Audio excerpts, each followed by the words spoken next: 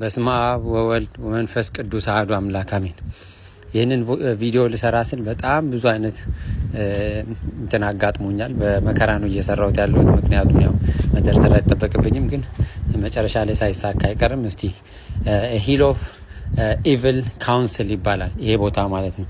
ይሄ ደግሞ ክፉ ስብሰባ የተደረገ ሰይጣናዊ ስብሰባ የተደረገበት ተራራ ማለት ነው። ይህ ቤት የቀያፋ ቤት ነው። ቀያፋ የበጋ ቤቱ ማለት ነው። እንግዲህ ቀያፋ ማለት የአይሁድ ሊቃውንት መካከል ዋና መሪ ማለት ነው። መሪው ነው እሱ። ከአይሁድ ሊቃውንት ጋር በዚህ ቤት ተሰብስበው መጋቢት 25 ቀን በዛሬዋ እለት የዛሬ 2017 ዓመት ምክረ አይሁድ የተፈጸመባት ቀን ናት። አይሁድ ተሰብስበው በቀያፋ ቤት ይሄ ሁሉ ሕዝብ ከሚጠፋ አንድ ሰው ብንገል ይሻላል ብሎ ቀያፋ ተናገረ።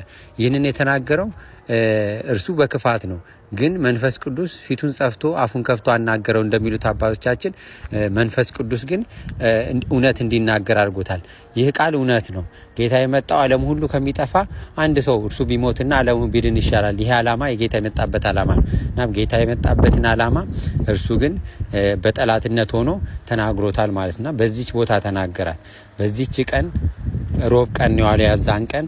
ስለዚህ ሮብን የምንጾመው በየአመቱ በዚች ቤት ላይ ክፉ ምክር ጌታ ይሙት በቃ ብለው ስለፈረዱበት ነው ማለት ነው። ከዛ በኋላ መጋቢት 27 ከሁለት ቀን በኋላ ደግሞ ሰቀሉት ማለት ነው።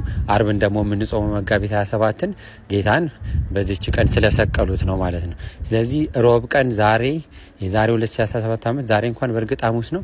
የዛሬ 2017 ዓመት ግን ሮብ ቀን የዋለው መጋቢት 25 ቀን በዚች ቀን ነው እና በዚች ቤት ላይ ጌታ ይሙት በቃ ተፈርዶበታል እና ያንን ፍርድ የተፈረደባት ቤት ናት ማለት። ይሁዳም ደግሞ መጨረሻ ላይ መጥቶ እኔ ንጹህ ሰው አሳልፌ ሰጥቻለሁና ብሎ 30 ብሩን አምጥቶ በቀያፋና በሌሎች አይሁድ ሊቃውንት ፊት የዘረገፈው በዚች ቤት ላይ ነው ማለት ነው። እና ይህች ቤት ክፉ ምክር የተመከረባት ቤት ናት። ጌታችን እንዲሞት በቃ ይሙት በቃ ፍርድ የተፈረደባት ቤት ናት ማለት ነውና ያ ቀን የተከናወነው በዛሬዋ ዕለት ነበረ። ይቺ ቀን ምክረ አይሁድ የተፈጸመባት ቀን ናት ማለት ነው። እና ቦታው ብዙ በአመት አንዴ ብቻ ነው የሚከፈተው። መቼ እንደሆነ እኔም አላውቀውም፣ እርግጠኛ አይደለሁም። ቦታውን ግን በብዙ ነገር ፈልጌው ሰው ነው ጠቁሞኝ የመጣሁት። እንድታዩት ነው እንድታስቡትም ነው። ሮብ ቀን የመጾማችን ምክንያት ይቺ ናት ማለት ነው። ሮብና አርብ እኛ ክርስቲያኖች የምንጾመው ሮብ ቀን አይሁድ ጌታን ይሙት በቃ ስለፈረዱበት፣ አርብ ደግሞ ስለገደሉት ነው ማለት።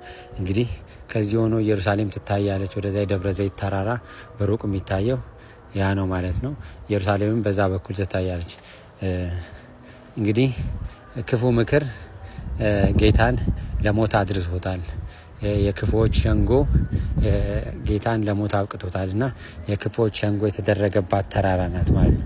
እና ኢቪል የሆነ ካውንስል የተደረገባት ቦታ ናት ተብላ ነው የምትገለጸው። ጫካ ነው። አሁን ብዙ ነገር የለውም። ወጣቶች እየመጡ የተለያየ ነገር